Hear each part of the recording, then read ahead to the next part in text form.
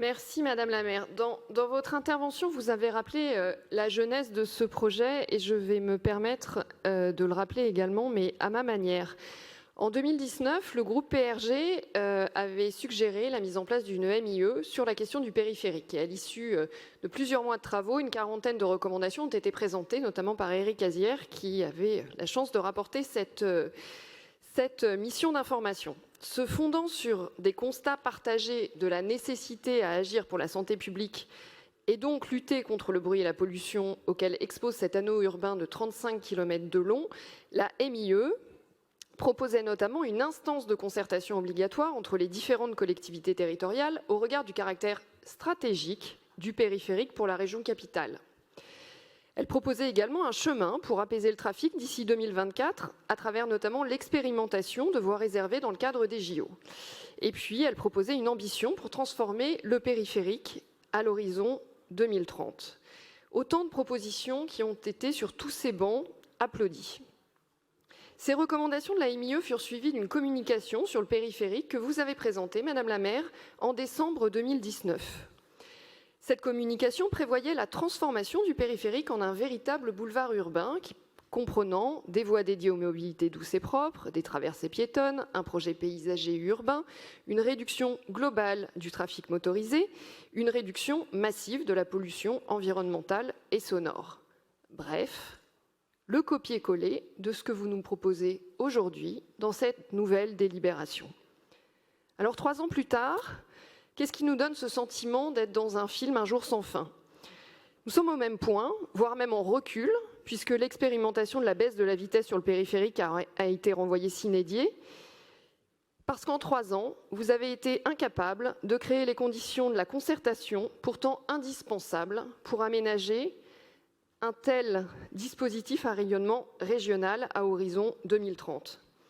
Et puis on parle beaucoup de 2030, mais on ne parle pas d'aujourd'hui. Or, le périphérique se pense pour aujourd'hui et pour demain. La communication rappelle à juste titre les conclusions du GIEC. Mais qu'avons-nous fait ces 3 dernières années qui viennent de s'écouler?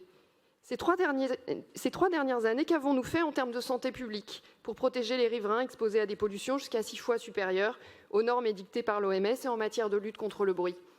Qu'avons-nous fait des études votées en 2019?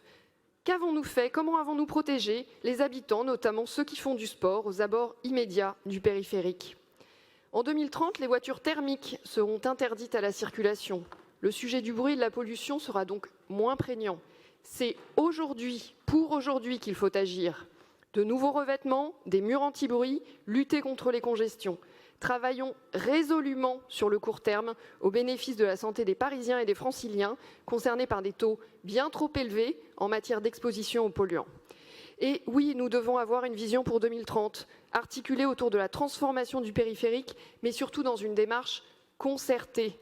C'est la seule condition pour avancer.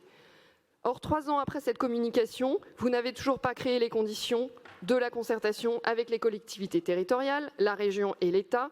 Il suffit de voir la réaction des uns et des autres. Et puis, vous n'avez pas non plus tranché, et d'ailleurs les débats à l'instant viennent de le montrer, sur votre politique d'urbanisme sur le périphérique. Prise entre un impérieux besoin d'argent pour combler votre trou budgétaire qui vous pousse à bétonner à outrance et un discours vert qui ne convainc plus personne face aux abattages d'arbres. Prenons le périphérique pour ce qu'il est, une autoroute urbaine avec 1 million de déplacements quotidiens qui irrigue l'ensemble de la région capitale, utilisée à 80% par des non-parisiens, avec des conséquences en termes de santé publique pour les Parisiens et les habitants de la Petite Couronne. Travaillons ensemble pour élaborer des études d'impact sur les reports de circulation, pour financer des offres de transport alternatives. Ne reproduisons pas les quais rive droite et l'abandon du projet de Trabus à haut niveau de service. Accompagner la transformation du parc automobile à l'échelle métropolitaine ou régionale. Pourquoi dès lors attendre l'automne pour présenter les mesures d'accompagnement à la transformation du parc automobile? Lutter contre les congestions via l'expérimentation de la baisse de la vitesse sur le périphérique et la réflexion autour de la suppression des entrées et sorties sur le périphérique. Et puis végétaliser la zone en commençant par un moratoire sur tout abattage d'arbres à proximité. Et faisons de la transformation du périphérique une opportunité pour recoudre la fracture que constitue cet anneau qui encercle Paris pour élargir la capitale. Je vous remercie.